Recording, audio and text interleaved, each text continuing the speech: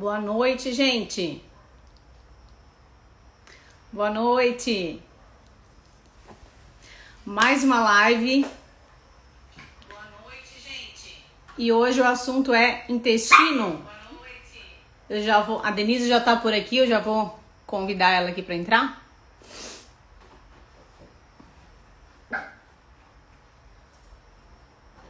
Tô indo pra ela.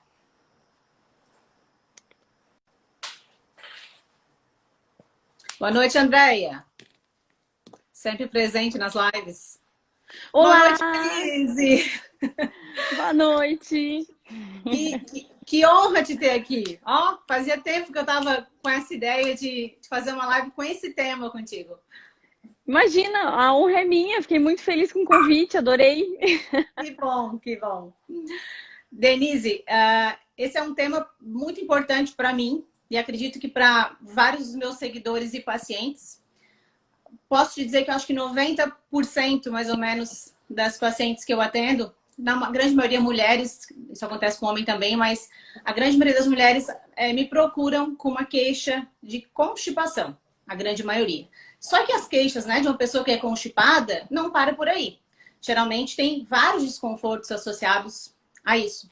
Então, geralmente são pacientes que têm queixa de desconforto gástrico, dificuldade na digestão, aquela barriga que elas, além de buscarem, uma grande maioria buscando emagrecimento, mas também, mesmo emagrecendo, aquela barriga, aquele desconforto abdominal continua, aquela barriga inchada. E a gente sabe que vem outros com uma microbiota intestinal não saudável, né? Que alguém que está nesse estado provavelmente não está com essa microbiota saudável, vem outros desconfortos. Então, é muito comum também canja de repetição, né? Muita queixa, hemorroida, que eu acredito que seja algo que estou atendendo muito pacientes com hemorroida também, cirurgia, né? De hemorroida também. E então, assim, eu quis trazer algo que eu sei que vai ajudar muitas pessoas, né? Já que é algo muito comum. Mas antes de qualquer coisa, eu queria que tu te apresentasse para nós, tá?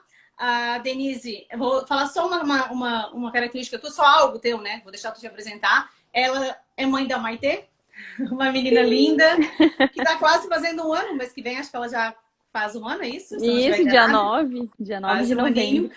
E o restante eu vou deixar que tu fale aí para nós. Então, eu tô muito contente de falar com essa gravidinha do ano, né, gente? Tá maravilhosa. Obrigada. Depois a gente conversa um pouco como conciliar a nossa rotina, que não é nada fácil com esses babies que vêm para completar a Acredito. nossa vida.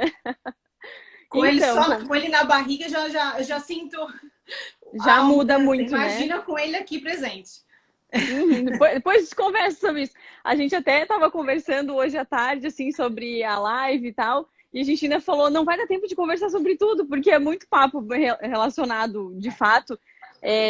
Eu, como a Lara falou, eu sou coloproctologista, sou a doutora Denise Dávila Burgo, para quem não me conhece. Já vi que tem algumas pessoas que entraram aqui que conhecem nós duas, então já nos conhecem. Eu A coloproctologia é uma especialidade cirúrgica, né? A gente faz primeiro, quando a gente forma em medicina, a gente faz residência de cirurgia geral, que é pré-requisito para a gente fazer coloproctologia, depois mais 2 anos de coloproctologia. E aí o que acontece é que, como coloproctologista, a gente se habilita, a gente vira especialista em doenças do intestino, do reto e do ânus. Algumas pessoas confundem um pouco, na verdade confundem, pouca gente conhece o coloproctologista quando nunca precisou de um, né? Então a gente é confundido com o urologista, que é o que cuida da parte urinária, da próstata, né, e Sim. tal. Por causa da questão do toque retal, alguns homens confundem e tal, mas o urologista trata da parte urinária, rim, próstata, enfim, e eu trato da parte intestinal.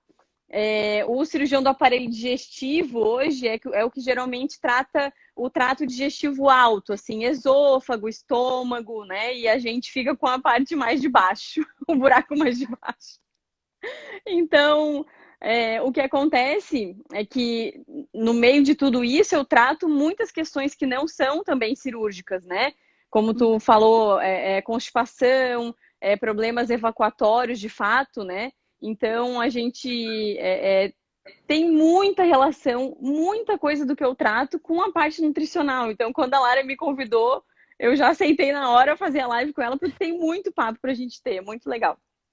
Sim, a gente tem paciente em comum, né? E que realmente um precisa do outro, né? Então não tem como tu ter Uhum. sucesso no tratamento, inclusive após uma cirurgia, né? Até no pós-operatório. E algo que a gente sabe o quanto a alimentação tem total influência, e Uhum. na grande maioria de alguns casos é a base do tratamento, né? Então, Sim.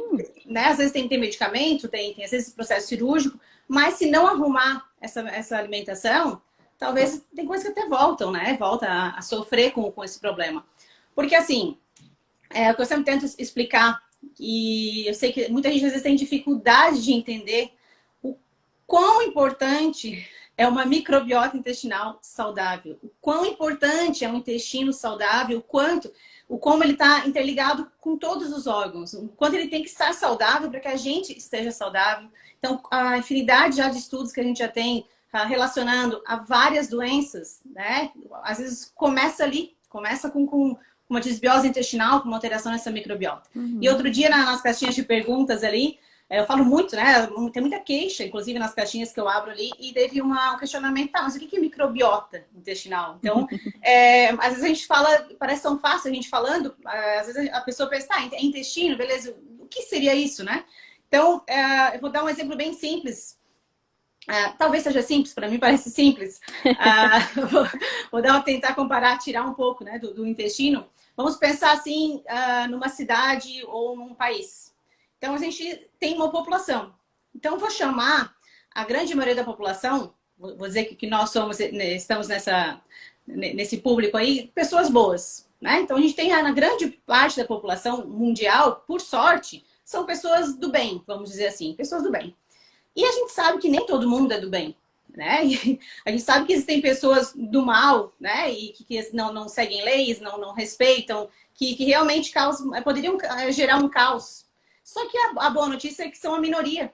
Porque se eles fossem a maioria, a gente não ia viver em paz, a gente ia viver realmente a sociedade, não ia ter uma organização, a gente não ia conseguir viver em paz, sendo que se a grande maioria da população fosse os maus, né? Então, realmente ia virar um caos, né? Então, essa população, ela é um pouco parecida que existe na nossa microbiota intestinal, no nosso intestino.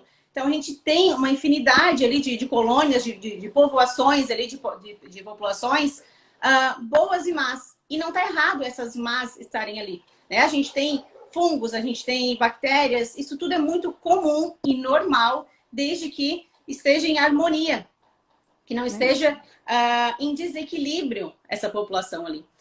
Quando a gente, por maus hábitos, estilo de vida, é um conjunto de fatores, mas eu sei, quero dizer para vocês que o quanto a alimentação tem influência nisso, porque a gente está alimentando essas bactérias, né? A gente tem que cuidar para não alimentar as erradas e gerar uma superpopulação dessas que a gente fala que não são tão boas. Então, se a gente começar a alimentar e aumentar essa população ruim, o caos começa a aparecer. E esse caos ele se manifesta de várias maneiras. Então, a grande maioria dos pacientes que me procuram, que às vezes estão com constipação, a gente tenta, sim, de início, né? O primeiro passo é observar esses hábitos do paciente, observar a alimentação, a rotina, o que eu posso mudar, o que está ao meu alcance para isso. Só que nem sempre esse paciente ele responde apenas com alimentação.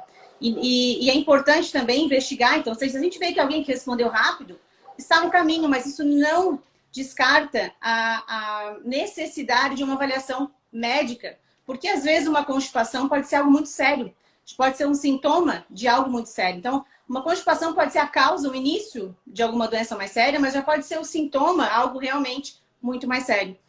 Fala para mim, Denise, né, indo para a parte médica mesmo, saindo um pouco do aspecto nutricional, quais são essas complicações, o que tu tem atendido, tanto também a parte de alguma doença, ou também às vezes algo muito simples, que às vezes é algo fisiológico, às vezes a pessoa não é nem alimentação, tem gente que tem alimentação super saudável, mas não vai ao banheiro. Então nem sempre é só maus hábitos alimentares, às vezes pode ser algo físico mesmo, que eu vou passar a bola para ti deixar tu falar, que eu não vou saber falar isso não. Bom, sabe que eu sou, assim, totalmente time tratamento multidisciplinar. Eu acho que hoje nenhum profissional que busca tratar alguém com excelência vai conseguir fazer tudo sozinho. Isso não é mais uma opção para gente. Então, cada um. Outro dia eu comentei sobre preparadores físicos, né? No meu stories conversei um pouquinho. Então, assim, cada um tem a expertise para focar em uma coisa para a gente trazer saúde para os pacientes, né? E, assim, de fato, eu trato muitos, assim, incontáveis pacientes com constipação. E, claro, como eu trato os efeitos colaterais piores, assim, da constipação, como, por exemplo, a doença hemorroidária, né, que é muito comum em paciente que é constipado, a gente acaba tendo que tratar o problema de base, né, que é a constipação. E a gente tem várias questões que envolvem a constipação. Também já eu trato pacientes assim que já ficaram sendo tratados a vida inteira. Ah, não, meu intestino é lento. Falaram que eu tenho inércia no meu intestino. De fato, a inércia cólica, né, que a gente chama, existe, mas se a gente for observar bem, é um número pequeno de pacientes que tem inércia cólica mesmo. Quer dizer que o movimento do intestino dessa pessoa é mais lentificado, né? A gente tem muita questão comportamental, principalmente nas mulheres. Eu escuto muito no consultório assim, não, doutor, eu até como bem, eu como fibra, eu tomo água e tal, mas eu não consigo evacuar no trabalho. E aí, claro, elas vão treinando esse retrofit. E o intestino memoriza isso e passa a ficar lentificado. Então, tem questões comportamentais, assim, tem a questão alimentar, lógico, né? A gente não sabe o quanto a gente agride o nosso intestino comendo mal, né? E principalmente comidas processadas, ultraprocessadas, assim. A gente agride o nosso intestino de uma maneira covarde, assim, que ele nem tem como se defender, ele só chega ali esse monte de porcaria e ele tem que lidar. Ele se vire. Ele e o fígado, exatamente. Né? E a nossa microbiota, isso que a Lara exemplificou muito bem, é bem isso, a gente não vive sozinho, a gente não é um indivíduo só, a gente tem populações dentro da gente, né? E sem dúvida, nos últimos anos, os estudos relacionados à microbiota estão crescendo a cada dia, porque são muitos sistemas no corpo envolvidos com a microbiota, com a gente manter essa flora intestinal, a nossa flora vaginal, tudo isso em equilíbrio, né, para evitar doenças, né, que a desbiose é a doença, né, disso, né, a gente tem algum desequilíbrio, assim, na nossa flora.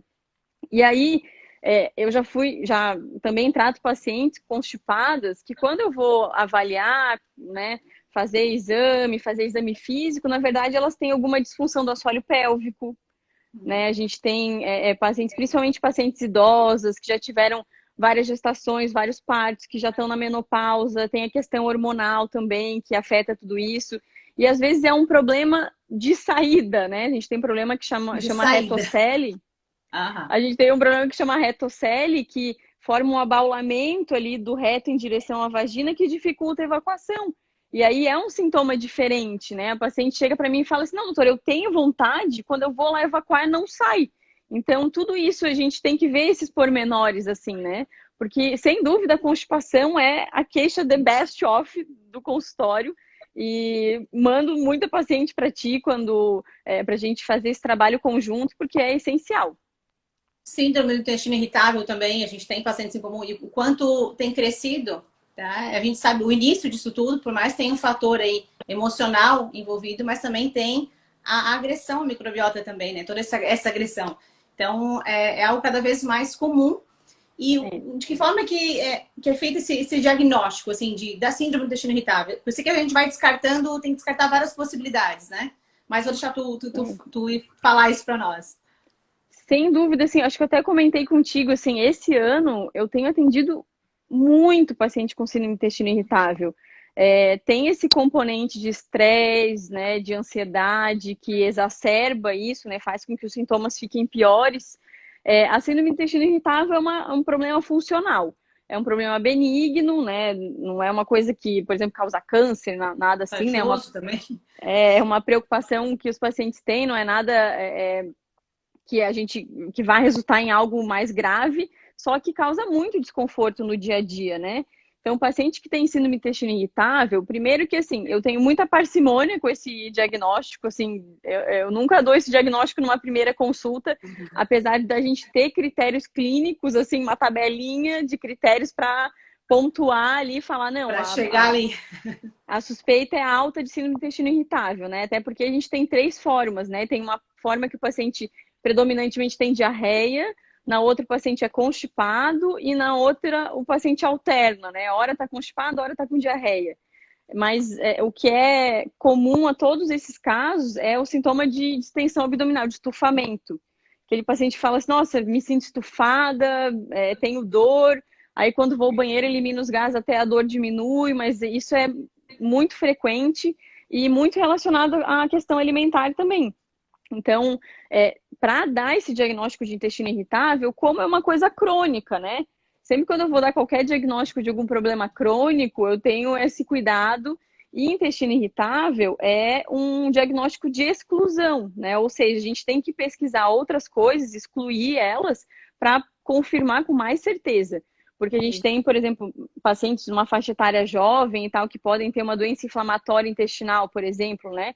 Que é a doença de Crohn, a retocolite ulcerativa, que são inflamações muito mais graves, assim, que requerem tratamentos muito mais específicos, né?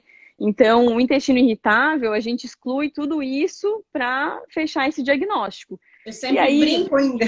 Que bom que foi descartado tudo isso e te restou isso. Exatamente, né? É uma boa notícia. Tudo tem solução, mas é menos dolorido, vamos dizer assim, né? Do que uma inflamação crônica ou algo pior aí, né? Então, a gente interrompe. Sem dúvida. Não, imagina, acabou bem à vontade. A live é sua, é nossa. É nossa. O que eu sempre pontuo no intestino irritável é que também o intestino irritável é uma síndrome, né? E ela é multifatorial. Tem uma questão da permeabilidade ali da parede do intestino, tem uma questão de motilidade, tem uma sensibilidade aumentada à dor, né? Por exemplo, quando o paciente sente os gases, estufa o intestino, sente mais dor do que uma pessoa que não tem. Então, tem um fator genético e esse componente que a gente comentou de ansiedade, de estresse, né? Depressão, enfim. A disbiose, né? A alteração da flora intestinal. Então, tudo isso converge e resulta na síndrome do intestino irritável. Então, a gente não consegue tratar com uma coisa só. Eu sempre falo assim, olha, são vários pilares do tratamento.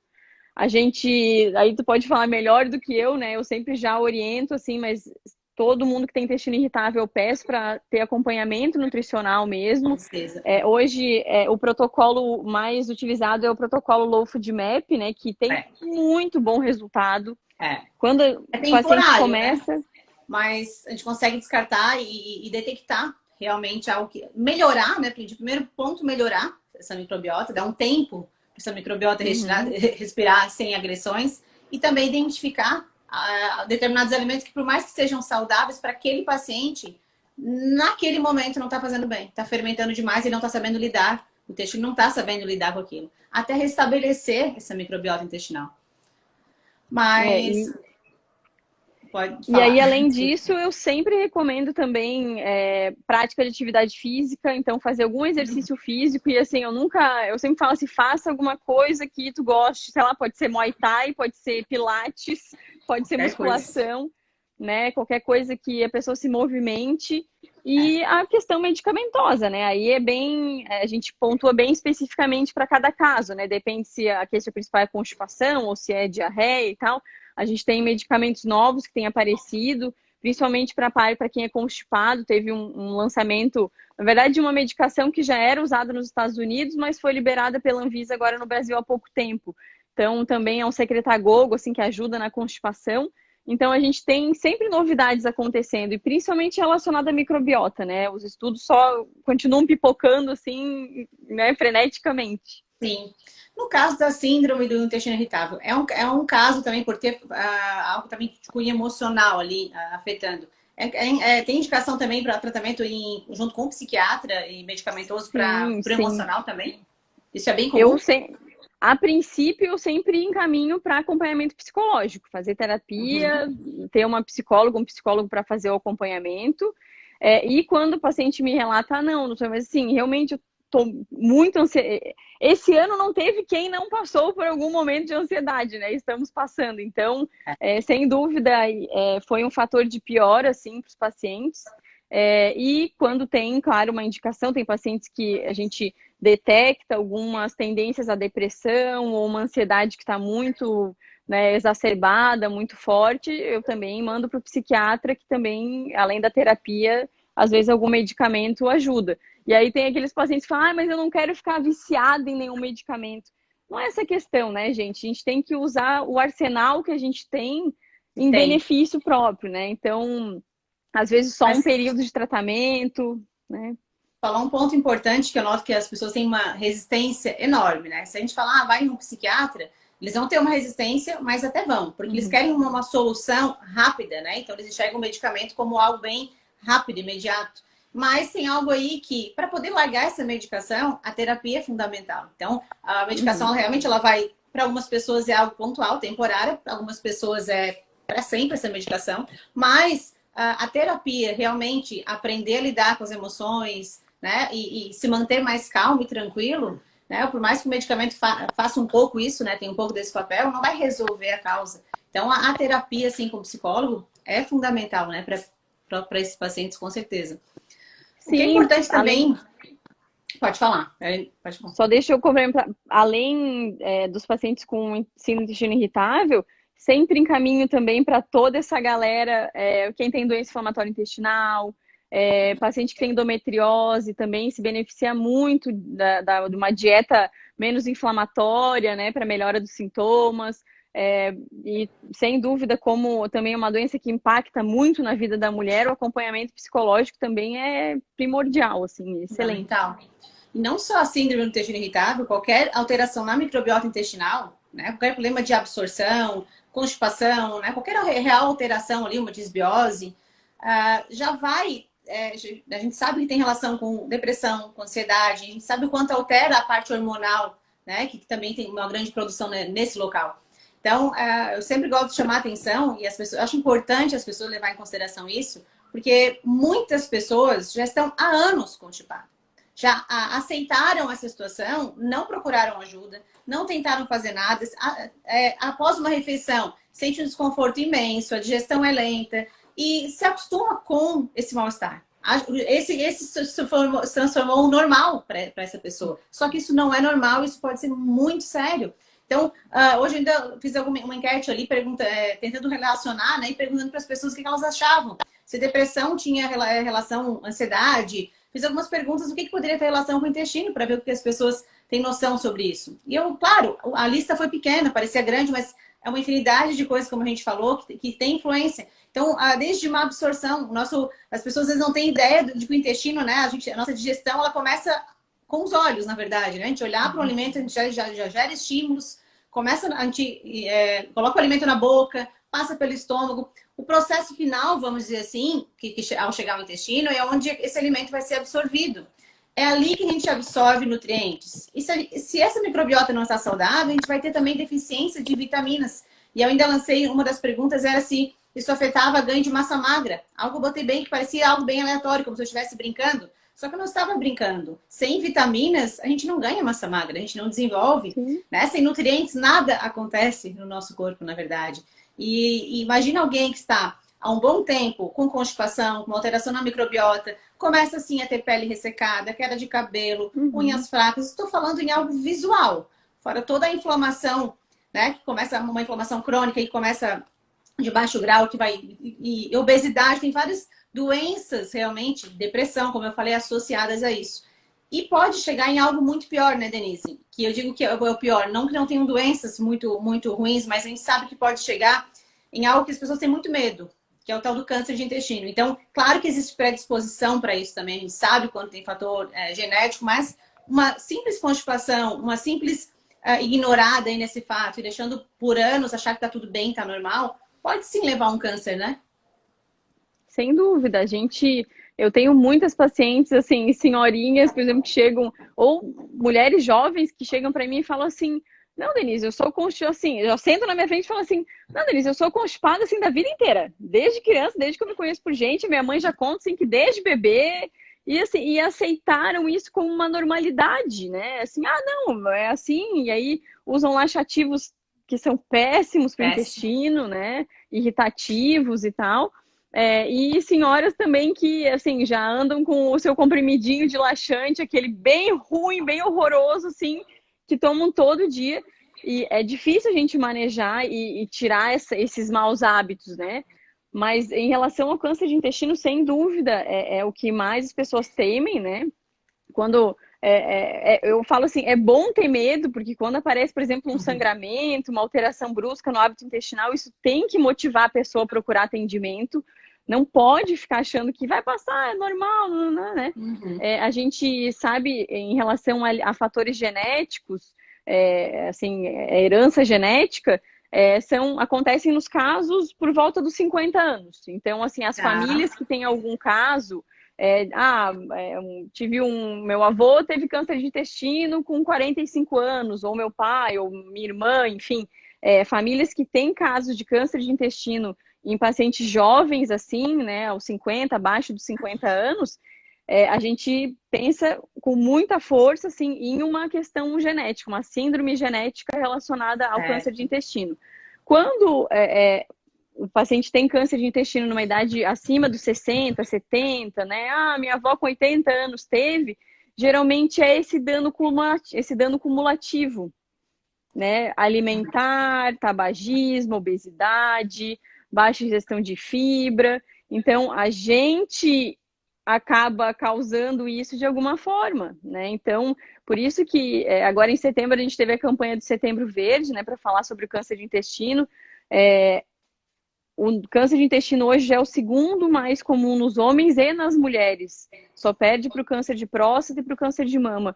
E a gente fala muito pouco ainda sobre ele. Então, essa semana, uma paciente mesmo falou assim, nossa, mas a gente fala muito pouco. Eu sei que eu tenho que fazer preventivo, que eu tenho que fazer mamografia, que eu tenho que fazer exame de sangue, check-up anual, ver como é que está meu coração, mas ninguém fala que eu tenho que fazer um exame para pesquisar sangue oculto nas fezes, para fazer uma Pois colonoscopia. Com que idade, assim? Como que é feito o rastreio para câncer?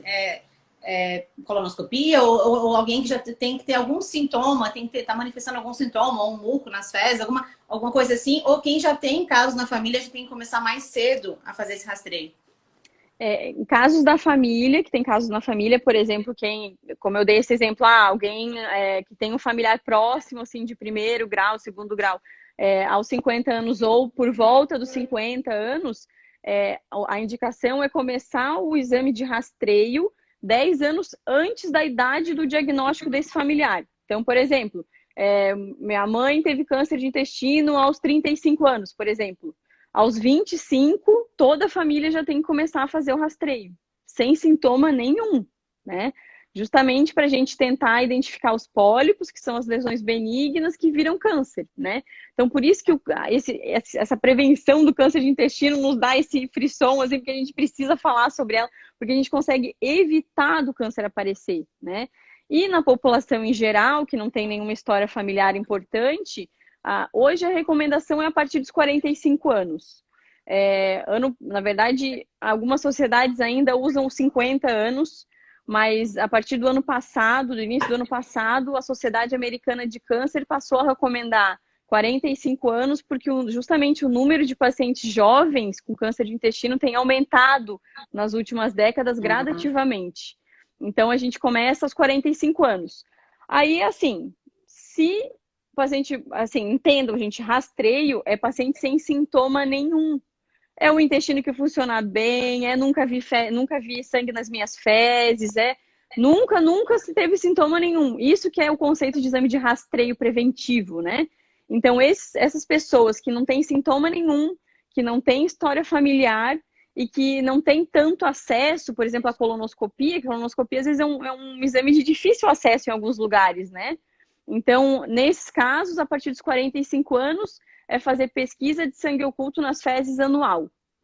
E aí tem que adicionar isso lá no check-up anual. Isso é exame de fezes. Exame de fezes detecta qualquer vestígio de sangue nas fezes. E aí, se vem positivo, aí sim a gente tem, aí é uma colonoscopia mandatória.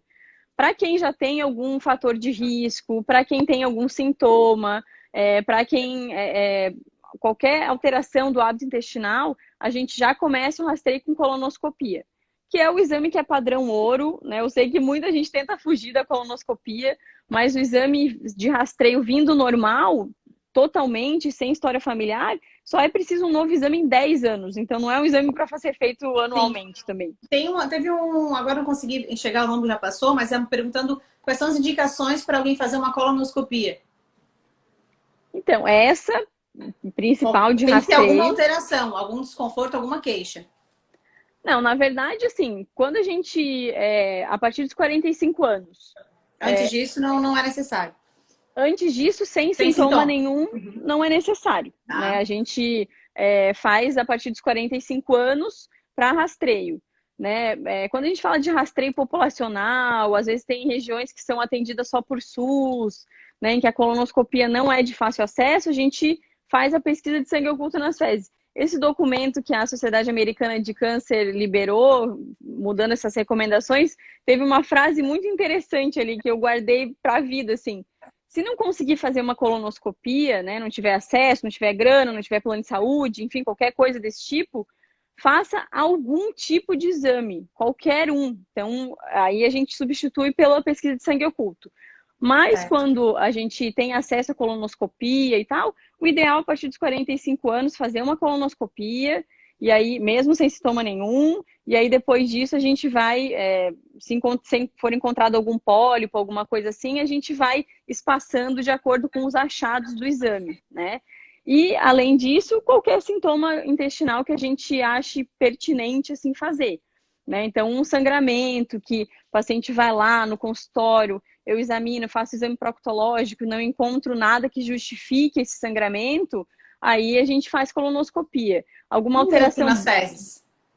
também, né? Também O merece muco atenção. geralmente merece. O muco geralmente não vem sozinho, ele vem com algum sintoma assim, com alguma distensão, cólicas e tal. O muco geralmente não vem sozinho, então pode ser, a gente usa para excluir também essas outras questões que a gente comentou para dar o diagnóstico de síndrome do intestino irritável. Eu não dou diagnóstico de intestino irritável sem uma colonoscopia normal, né? E Sim. quadros assim de diarreia crônica, né? Qualquer alteração assim, aí a gente faz a colonoscopia. Certo. Eu falou em pólipo, eu lembrei que chegou uma pergunta para mim, não lembro o nome, até peço desculpa não lembrar o nome aqui que eu não deixei anotado.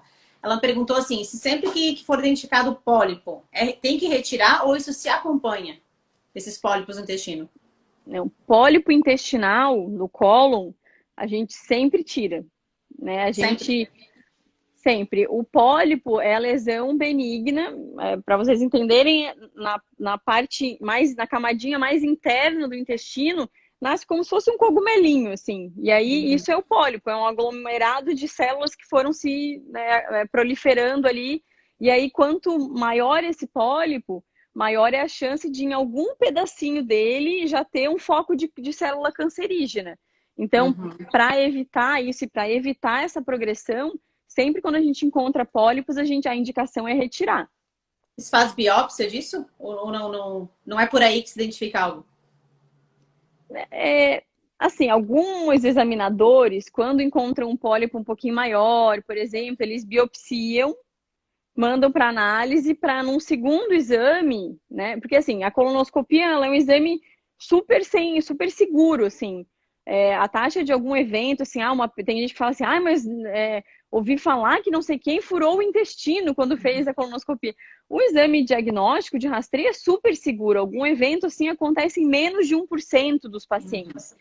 Quando a gente faz algum exame que é terapêutico, ou seja, que eu vou lá, vou tirar pólipo, vou fazer biópsia, vou manipular, fazer algum tipo de procedimento, aí claro que esse risco aumenta. Mas para as pessoas entenderem, assim, eu consegui tirar um pólipo, por exemplo, de 2 centímetros, né, que a chance de já ter algum foco de câncer ali, conseguir tratar por colonoscopia é muito melhor do que eu ter que fazer uma cirurgia, tirar aquele segmento Sim. todo do intestino, né? Então, a gente sempre, quando encontra pólipo, o ideal é retirá-lo completamente. Tem uma pergunta aqui de alguém que já retirou. Ó, eu tive 2, retirei, benignos, mas agora 2 anos tem que ficar fazendo a famosa colonoscopia. Tem essa recomendação de ficar sempre acompanhando? Tem, mas assim, a gente decide qual é o espaçamento entre os exames de acordo com a característica do pólipo, com o tamanho e com o que vem na biópsia, né? Por exemplo, se é um pólipo menor que 1 centímetro, achei um pólipozinho, a gente identifica lesões de 2, 3 milímetros, né? Tirei um pólipo pequenininho de 3 milímetros, ele saiu completamente, a biópsia veio mais bonzinho de todos. Aí esse paciente pode repetir em 3 ou 5 anos, né? Se não tiver nenhuma história familiar. Mais pólipos, um pólipo maior que 1 centímetro, que era espalhado, assim, né, na parede do intestino, que tinha já uma biópsia mais feia, assim, que ele já tinha mais uma cara de mal, já era mais desorganizado e tal, a gente espaça menos. Mas não é um padrão, assim, pode ser que na próxima colonoscopia dela, deixa eu ver quem que é aqui. Eu não consegui ver para mim, tá um pouquinho para baixo também. A Tuliane. Pode ser que na próxima colonoscopia não tenha nenhum pólipo, e aí o médico que está acompanhando o caso dela diga, não, agora a gente pode repetir com segurança em 3, em 5 anos, então a gente vai avaliando individual, assim, é cada caso. O que eu noto, não sei se isso é muito comum, de pacientes que me relatam que tem pólipo ou que retiraram, geralmente tem queixa enorme de azia, de gastrite, desconforto já gástrico também, intestinal também sofre com constipação, ou seja, é alguém que provavelmente não tem bons hábitos, né? Vem aí a longo prazo agredindo, e eu acho que é extremamente importante, né? À medida que se identificou, né? Primeiro já tem sintomas, né? Alguém que já tem sintomas, mas claro que o pólipo não tem sintoma, mas tem outros sintomas, né? E que identifica esses pólipos, eu acho que é extremamente importante entender que ok, a gente retirou, mas vamos melhorar e não continuar agredindo e tentar realmente mudar hábitos. Quando a gente fala em mudar hábitos, gente, não é só alimentares, né? Então, é um conjunto aí, tanto de exercício físico, hidratação adequada, controle das emoções, realmente ter um contato, quando a gente fala, às vezes, as pessoas às vezes não entendem, ter um contato com a natureza, não ficar só em ambiente fechado, né? Realmente ter um estilo de vida mais saudável, praticar exercícios na rua também, passear com a família, né? Realmente, porque às vezes as pessoas ficam naquela rotina, naquele estresse diário, né? Trabalho, casa, comendo qualquer coisa, pedindo um lanche, não cuidando de algo tão importante que é a saúde, né? Que é equilíbrio mental e físico. Então, realmente mudar, que isso seja assim, que encontrei algo, né, no meu corpo que não precisava estar ali, é um sinal, sim, de que tem algo errado. Então, reagir e mudar, né? Não ficar esperando aparecer um próximo ou uma outra coisa mais séria. Sem dúvida, a gente teve um estudo muito interessante que fizeram com pacientes que tiveram um episódio de câncer de intestino e aí dividiram esses pacientes em 2 grupos, assim, os que aceitaram fazer mudanças de estilo de vida e os que seguiram os mesmos hábitos de antes. A taxa de um novo câncer de intestino foi extremamente maior em quem não mudou o seu estilo de vida. Então, a gente não beleza, a Denise, fui lá na Denise, infelizmente, ela fez uma colonoscopia, infelizmente achamos um câncer de intestino, mas operamos, tratamos, é um câncer que quando é detectado no início, ele é super curável, né? E aí, beleza, agora ela falou que eu tô sem câncer agora, não vou precisar nem de quimioterapia nem nada, vou pra galera, vou continuar minha vida como tava. Não vai, né? A não ser que queira ter um novo episódio, né? Que eu tenho, assim, ninguém quer, né? Passar por uma coisa assim. Mas quando a gente passa, a gente tem que, no mínimo, usar para mudar os nossos hábitos, para ter. A gente sabe que tem fatores alimentares bem importantes no desenvolvimento do câncer de intestino. Por exemplo, o consumo de carnes processadas. A gente sabe que quem come 40 gramas de carne processada por dia tem, em média, 18 a 20% a mais de chance de câncer de intestino que o resto da população. E assim, gente, 20% de chance a mais eu considero uma coisa bem importante, né? E comer 40 gramas por dia de presunto, de salsicha, de coisa, não é muito difícil, gente. E geralmente, e é importante as pessoas entenderem que embutidos, né? Uma carne processada não é uma carne, não é um bife de alcatra, não é um peixe, não é um frango, né? Então, deixar bem claro isso. E geralmente as pessoas que estão comendo esses embutidos, a base é presunto, essa pessoa não está comendo também presunto sozinho. Tem um combo aí junto. Às vezes margarina, aquela farinha refinada, aquele pãozinho refinado, ou até aquele pão integral, dito integral. Então, aquele embutido vai um salame, Às vezes vai um molho ali junto, uma maionese, às vezes vai um ketchup. Então, é um combo de ultraprocessado aí que a gente sabe, está mais do que comprovado, que agride demais a microbiota. Não tem como ter um intestino realmente saudável mantendo esses hábitos. Então, é extremamente importante mudar. E outro ponto que eu acho extremamente que as pessoas têm que levar em consideração é o consumo de fibras, que as pessoas também acabam confundindo um pouco. Então, a gente não tem que acrescentar fibras. Não que a gente não possa acrescentar grãos ou sementes, mas a gente tem que comer fibras. E aonde que tem nossa principal fonte de fibras? Vegetais. E as pessoas realmente, às vezes, fica só uma carne, um arroz e um feijão, acabou. Esse foi o almoço. Onde é que tem, ou às vezes, 2 fatias de tomate, 2 rodelinhas de tomate e 2 folhinhas de alface. Isso é pouca fibra. Não, a gente precisa de muito mais fibra. A gente precisa de uma hidratação adequada. Então, essas pessoas não se hidratam bem, aí escutam que tem que aumentar a quantidade de fibras com grãos integrais, né? Grãos integrais, às vezes um pão integral praticamente não tem fibra. Não é ali que a gente tem que buscar fibra, né? Então, às vezes um biscoito integral, não é ali que a gente tem que buscar fibra. Então, lembra lá no início, que está acompanhando desde o início, que eu falei que a gente não deve, a gente tem que ter um cuidado para não alimentar bactérias ruins, né? Não aumentar essa colônia de bactérias, não deixá-las realmente aumentar. A gente tem um super crescimento bacteriano aí. Então, açúcar e farinha refinada alimentam demais essas bactérias. E fibras, pelo contrário, alimentam bactérias, só que a gente consegue aumentar essa população de bactérias benéficas para o nosso intestino. Então, a gente tem que, sim, ter um pouquinho mais de consciência e entender que, eu sempre falo, gostando ou não, tem que dar um jeito de consumir esses vegetais, né? E tem jeitos, e tem formas de preparar que isso fique realmente gostoso. Mas é claro que tem que tomar uma decisão, né? Então, às vezes as pessoas simplesmente, não gosto, não quero, fica nisso, né? E o que as pessoas às vezes custam entender é que o real tratamento, né, é encarar como um tratamento. Eu preciso comer esses vegetais, eu preciso achar uma forma de aprender a gostar disso, né? Independente da forma de preparo. Então, levar isso como tratamento, como medicamento, para evitar um possível medicamento real, né? Então, as pessoas às vezes descartam fácil porque é fácil, né? E acabam esperando o difícil. E é bem complicado, bem mais difícil, pode ter certeza. E além disso, assim, sempre quando a gente, sem dúvida, acontece contigo também, mas quem vai te procurar já vai de espírito mais preparado, assim. Quando eu falo para os pacientes assim, olha, mudança de estilo de vida, é cuidar da alimentação, é atividade física, é parar de fumar, né, tudo isso. O paciente que tem doença diverticular e fuma, a chance de ter um evento grave de diverticulite é muito maior do que o resto da população que tem, né? Então, todas as questões quando a gente fala, eu sinto que o paciente já vai se, sabe, já vai se, lá vai ela me mandar mudar a minha vida e tal. Mas, gente, assim, é tudo hábito e adoro o Insta da Lara porque ela sempre mostra pra gente, assim, que ela também é gente como a gente, entendeu? Antes da situação, claro, ela sempre postava ali assim, sexta-feira eu tô aqui tomando minha cervejinha, entendeu? Vou comer o churrasco. Então, às vezes, quando a gente fala pro paciente a princípio sobre essas mudanças, já vem aquela assim, não vou mudar minha vida, então já ficam assim, aquela resistência, né? Mas gente, não quer dizer que em um momento tu não vai poder comer o hambúrguer, em um momento. O problema é a regularidade disso, né? Aí que tá, é mudar a frequência, mudar como base maior tempo, comidas saudáveis, isso não significa que o que era o dia a dia, na verdade, é inverter a ordem. O dia a dia de muitas pessoas é lanche, é fast food, é alimento ultraprocessado. E eles podem estar presentes, dependendo da situação, né, da saúde que essa pessoa está, eles podem estar presentes, se não chegar a ponto de agredir, né?